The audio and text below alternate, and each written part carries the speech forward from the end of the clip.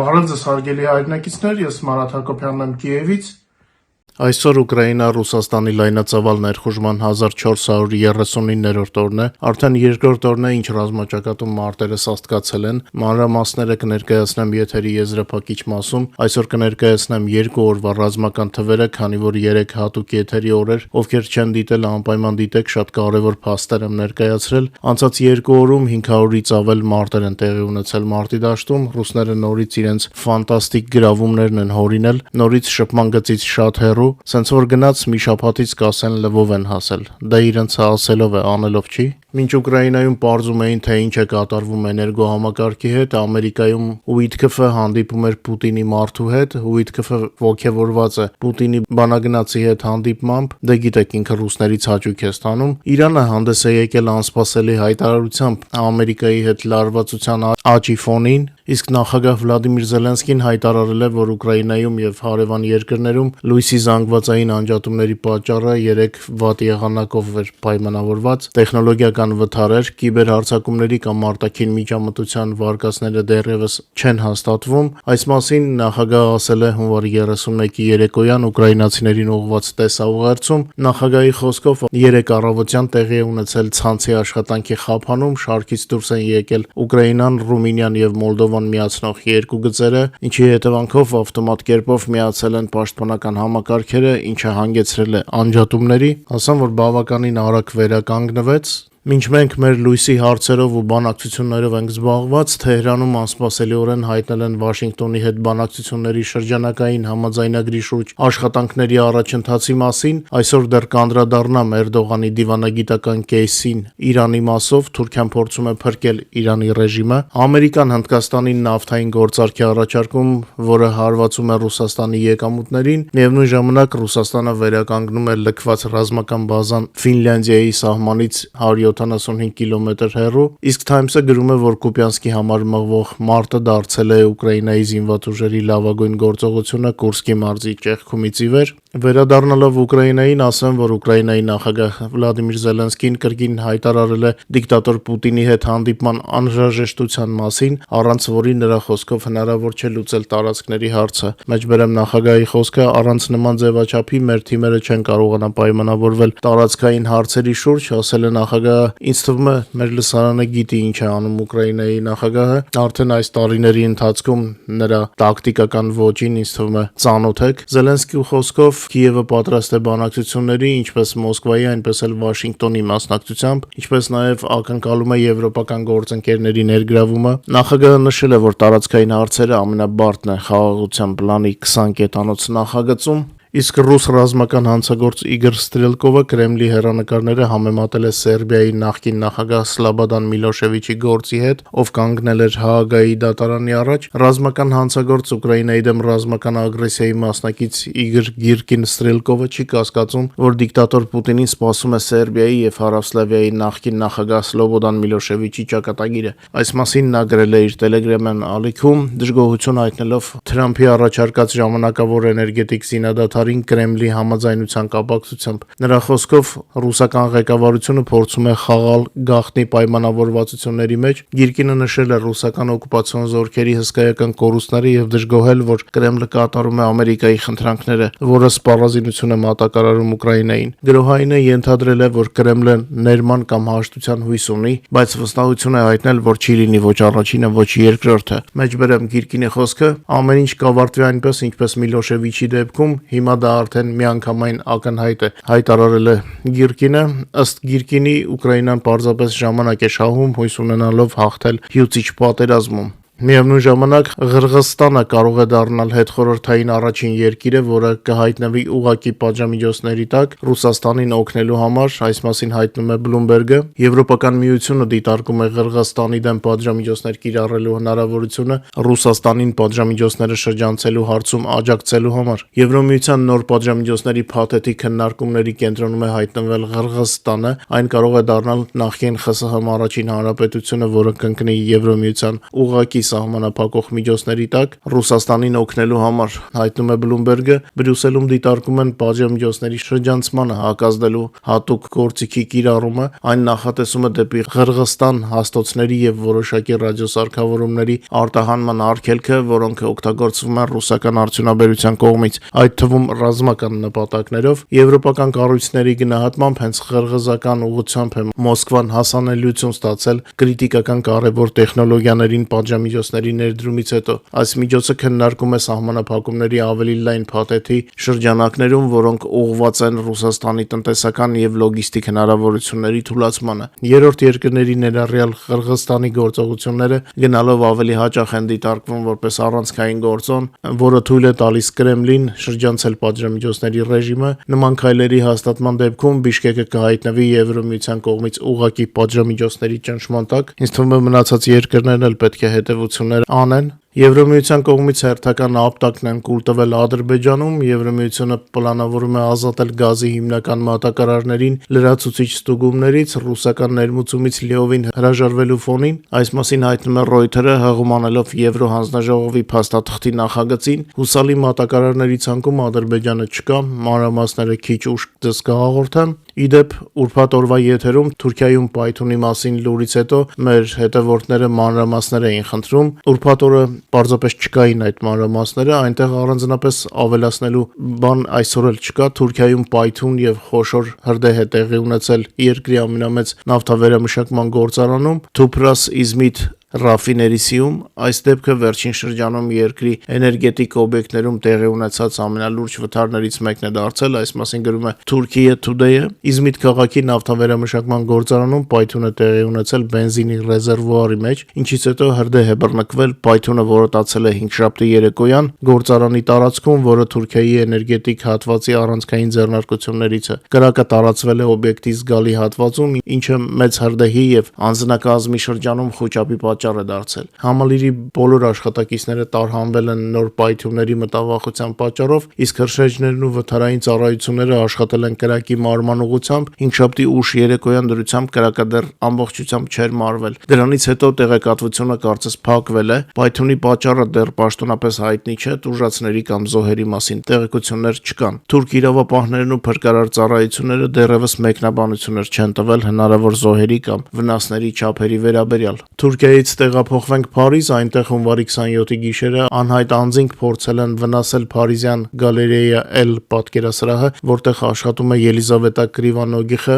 վերջինիս բազմաթիվ լրագրողական հետաքննություններում անվանում են դիկտատոր Պուտինի ենթադրյալ արտաամուսնական դուստր, ինչպես հայտնում է Paris Match ամսագիրը, պատկերասրահի ճակատային մասում, ինչպես նաև հարակից շենքերի պատերին հայտնաբերվել են հակապուտինյան կարգախոսներով բազմաթիվ գրաֆիտիներ, գրությունների թվում են Պուտինը մարդասպան է եւ նմանատիպ այլ արտահայտություններ։ Մինչ մեր հաղորդման մյուս թեմաներին եւ առաջնագծի լուրերին անցնելը, խնդրում եմ օգտագործել YouTube-ի գործիքները մեր եթերի առաջ խաղացմանը նպաստելու համար։ Խնդրում եմ լայքեք եւ եթե հնարավոր է կիսվեք մեր հեռարձակմամբ սոցիալական ցանցերում։ Հիշեցնեմ նաեւ, որ օրը 24 ժամ գրեթե կարող եք տեղեկանալ Ուկրաինայի եւ Ուկրաինայի շրջնորությունների մասին մեր Telegram-յան ալիքից։ Հղումները մեր բոլոր եթերների նկարագրության եւ մեկնաբանությունների մեջ են։ Հաղորդման երկրորդ մասը սկսեմ ամենաթարմ տեղեկատվությամբ։ Համաձայնեցվել է եռակողմ բանակցությունների նոր ամսաթիվը, Ուկրաինա, Ամերիկա, Ռուսաստան եռակողմ բանակցությունների նոր փուլի օրվա մասին է խոսքը։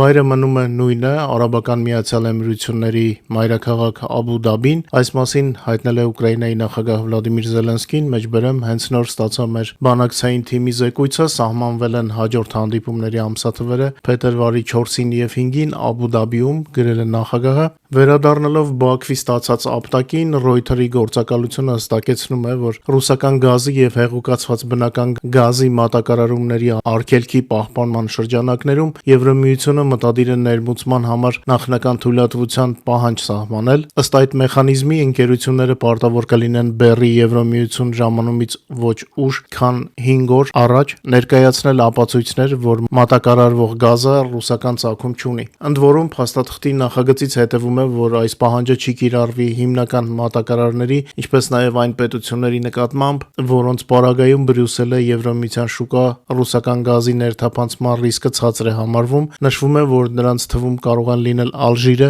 Մեծ Բրիտանիան, Կատարը, Նիգերիան, Նորվեգիան եւ Ամերիկան։ Հայտնելով այս լուրը, ադրբեջանական լրատվամիջոցները նրբանկատորեն շրջանցել են այն փաստը, որ թեև Բաքուն ամբիցիոզ կերպով գովազդում է իր գազի մատակարարումների Եվրոպա եւ փորձում է երևալ որպես հիմնական մատակարարողներից մեկը, չնայած մասշտաբները այդքան մեծ չեն, Ադրբեջանը չի հայտնվել այն երկրների ցանկում, որոնց Բրյուսելում վստահում են։ Հունվարի 26-ին Եվրոմիության խորհուրդը վերջնականապես հաստատել է ռուսական հեղուկացված բնական գազի ներկրման ամբողջական արգելքը սկսած 26 թվականի հունվարի 1-ից, խողովակաշարային գազի համար 27 թվականից։ Այս սահմանափակումների խախտման համար նախատեսված են զգալի տուգանային պատժամիջոցներ։ Նշվում է, որ նմանատիպ միջոցներ Բրյուսելում մշակվում են նաև ռուսական նավթի եւ ատոմակայանների համար նախատեսված միջուկային վառելիքի առնչությամբ։ Զարմացա, որ հայկական լրատվամիջոցներում չգտա որևէ հրապարակում այն մասին, որ Իսրայելը բացահայտել է Գազայում զոհված պաղեստինցիների վերաբերյալ տվյալները։ Մեր հայրենակիցները ռուսական քարոզչության ճնշման տակ են եւ սոցիալական ցանցերում հաճախ կարելի էր հանդիպել պաղեստինցիների ճակատագրով մտահոգված մարդկանց, բայց ես զարմացա, որ հայկական լրատվամիջոցները բաց թողեցին զոհերի թվի վերաբերյալ այդքան կարևոր տվյալները։ Գուցե Մոսկվայից հրահանգ չի եղել, ուրեմն ես ձեզ կտեղեկացնեմ, մենք Մոսկվայից կախված չենք։ Իսրայելի բանակը Ցախալը առաջին անգամ պաշտոնապես ընդունել է, որ Համասի դեմ պատերազմի ընթացքում Գազայի հատվածում զոհվել է մոտ 70,000 մարդ, հայտնում են իսրայելական լրատվամիջոցները։ Այնուամենայնիվ Իսրայելի բանակը վիճարկում է ՄԱԿ-ի գնահատականները զոհերի շրջանում քաղաքացիական բնակչության մասնաբաժնի վերաբերյալ։ Երուսաղեմ Փոստի տվյալներով իսրայելական իշխանությունները հայտարարում են, որ զոհվածների մեջ չկա ոչ մի առողջ մարդ, ով մահացել է անմիջապես սովից։ Միևնույն ժամանակ, չնայած մի շարք միջազգային կազմակերպությունների պնդումներին, թե զոհերի ճնշող մեծամասնությունը քաղաքացիական անձինք են, Ցախալը շարունակում է վիճարկել այդ տվյալները։ Ըստ նրանց գնահատականի զոհվածներից մոտ 25,000-ը Համասի գրոհայիններ են։ Բացի այդ, Ցախալը ներկայացրել է նյութեր, համաձայն որոնց մինչև 24 թվականի սկիզբը, երբ Համասը ամեն օր իրականացնում էր զանգվածային հրթիռային հարվածներ Իսրայելին, նրանց արձակած հրթիռների մոտ 13%-ը ձախողվել է եւ ընկել է հենց Գազայի տարածքում։ Իսրայելական կողմի տվյալներով սա հանգեցրել է մեծ թվով պաղեստինցիների մահվան։ Իսրայելական կողմը ընդգծում է, որ շարունակում է կորուստների վերաբերյալ տվյալների ստուգումը եւ պնդում է միջազգային կազմակերպությունների գնահատականներում քաղաքացիական զոհերը գրոհայիններից տարանջատելու անհրաժեշտությունը։ Դե պարզ է, ամեն կողմը իր պնդումներն է անելու, բայց այն փաստը, որ հայկական լրատվամիջոցներում չգտա, միջայլոց ինձ շատ զարմացրեց։ Էրդողանի Թուրքիան փորձում է հանդես գալ որպես միջնորդ Ամերիկայի եւ Իրանի միջև կանխելու համար հակամարտության վերջին պահը։ Անկարան կոչ է արել Թեհրանին զիջումների գնալ միջուկային ծրագրի հարցում նախագահ Դոնալդ Թրամփի սպառնալիքների ֆոնին։ Անկարան դեռ փորձում է հանդես գալ որպես Արևմուտքի գլխավոր դաշնակից տարածաշրջանում, սակայն ուժերի դասավորությունը փոխվել է։ Իսրայելը ամրապնդում է իր դերը տարածաշրջանում գնալով ավելի շատ։ Ի դեպ, Իսրայելի կողմից Սոմալիլենդի վերջերս տեղի ունեցած ճանաչման ֆոնին Թուրքիան 3 միավոր F-16 կործանիչ է տեղափոխել Սոմալի։ Կասկածում եմ, որ Իսրայելը իր հերթին չի անտեսի է Անկարայի այս քայլը։ Սոմալիլենդը, որն անջատվել է 91 թվականին, ձգտում է միջազգային ճանաչման, իսկ Իսրայելը դաշնակիցներ է փնտրում Աբրահամի համաձայնագրի շրջանակներում եւ Սոմալիի հետ դիմակայությունում։ Սոմալիլենդը գտնվում է Կարմիր ծովի ափին, Բաբ էլ-Մանդեբի նեղուցը բոլորը գիտեն, ինչը թույլ է տալիս Իսրայելին ուժեղացնել վերահսկողությունը նավագնացության նկատմամբ եւ դիմակայել Իրանի կողմից աջակցվող հութիներին։ Ծրագրվում է ստեղծել իսրայելական ռազմաբազաներ կամ տեխնիկական օբյեկտներ տարածաշրջանում իրավիճակի մոնիտորինգի եւ ահաբեկչության դեմ պայքարի։ Այսինքն Իսրայելի եւ Թուրքիայի առճակատումը արդեն Աֆրիկայում է, ոչ միայն Հայաստանի տարածաշրջանում։ Ռազմաճակատում անցած 2 օրվա ընթացքում տեղի է ունեցել 542 մարտական բախում, ինչպես արդեն ասացի, շատ ակտիվացել են մարտերը։ 3 եւ 3 առաջին օրերին զավթիչները նորից ամենամեծ ակտիվությունը ցուցաբերել են Պոկրովսկի ուղությամբ 126 գրոհի փորձով, հարավ Սլոբոժանյան ուղությամբ 2 օրում ռուսները 50 անգամ են գրոհել, Գուլյայի Պոլիայի ուղղությամբ 2 օրում 64 անգամ են գրոհել, Կոնստանտինովկայի ուղղությամբ 2 օրվա ընթացքում ռուսները 53 գրոհի փորձ են արել։ Շփման գիծը ըստ ուկրաինական գենշտաբի փոփոխությունների չի ենթարկվել։ Ուկրաինայի պաշտպանության ուժերը նախորդ 2 օրվա ընթացքում լիկվիդացրել են ևս 1970 օկուպանտի եւ 1074 միավոր զինտեխնիկա եւ սպառազինություն։ Պատերազմում թշնամու ընդհանուր կորուստները ըստ ուկրաինական գենշտաբի տվյալների կազմել են արդեն 1,240,680 օկուպանտ։ Ռուսները 3 թիրախավորել են Ուկրաինայի քաղաքները 90 դրոնով, որոնցից 76-ը խոցվել կամ վնասազերծվել են ուկրաինական հոբի կողմից։ 3 առաջին օրը ռուսները հարվածել էին 85 դրոնով, որոնցից 64-ն էր խոցվել մեր հոբի կողմից։ Գրեթե ոչինչ չի փոխվել ռուսների տակտիկայում, նորից քաղաքացիական ենթակառուցվածքներին են հարվածում, պակասել է էներգետիկ օբյեկտների հարվածները, բայց մեկումեջ դեռ հանդիպում է։ Հետաքրքիր է այս իբր էներգետիկ հրադադարը կտևի մինչև նոր հրթիռները ռուսները հավաքեն, որ կարողանան նորից մասսայական հարված հասցնել Ուկրաինային։ Վերջին ռուսական հարձակումը անցավ շատ անհաջող Պուտինի համար, ուստի նոր հարվածի համար նոր հրթիռներ պետք է ճարեն դեսից դենից կամ արտադրեն, որպեսզի նորից փորձեն խոցել մեր էներգետիկ ենթակառուցվածքները։ Այսպես իրենք կարող են ալիքից ալիք իբր հրադադարներ կամ էներգետիկ հրադադարներ հայտարարել, բայց իրականում սա կապված է հրթիռներ չունենալու հետ։ Իրենք որոշ ժամանակ կուտակում են, հետո այդ կուտակածով հարվածում են, հաջող թե անհաջող անցնում են հաջորդ ալիքին։ Դե Թրամփն էլ երևի որոշել է այս ֆոնին էլի գլուխ գովել էլի։ Ինքը իրեն չգովի, ով կգովի, ռեյտինգը անընդհատ ընկնում է։ Երեք Facebook-ում post գրեցի, որ աշխարհում իբր երկրորդ բանակը լայնամասշտաբ պատերազմի 4-րդ տարելիցից 3 շաբաթ առաջ հույսը դրել է Ձմեռ Պապիի վրա, երազում է ցրտով մեզ ճնշել։ Դե տեսնենք որքանով այդ անհաջողակի բախտը կբերի, խոսքս Պուտինի մասին է։ Իդեպ ռուս ռազմական բլոգերները արդեն բաց են հերքում պուտինյան ռոպագանդայի ստերը նոր բնակավայրեր գրավելու մասին։ Իրենք են գրում, որ նույնիսկ չեն էլ հասել այդ բնակավայրերին, ինչպես դա Կուպյանսկ-Ուզլավոյի դեպքում էր։ Մեր Telegram-ում տեղադրել ենք նաև կադրեր ուկրաինական հարվածների տեսարաններից, շատ կարևոր եւ ոգևորիչ խոցումներ ունենք մեր Telegram-յան ալիքում, անպայման դիտեք, որ հաջորդ աշխատանքային շաբաթը ոգևորված դիմավորենք։ Բրյանսկից սկսած Կուրսկի մարզով մինչև Զապորոժիայի, Լուգանսկի եւ Դոնեցկի մարզերի օկուպացված տարածքներում կարևոր թշնամու թիրախներ են խոցվել։ Այսքանով ավարտեմ մեր գիրակնորյայի եթերը։ Շնորհակալ եմ, որ մեզ հետ եք։ Խնդրում եմ չմոռանալ լայքել եւ տարածել մեր եթերը։ Հուսամ կհանդիպենք արդեն վաղը, ել ավելի լավ նորություններով։ Բարով մնաք։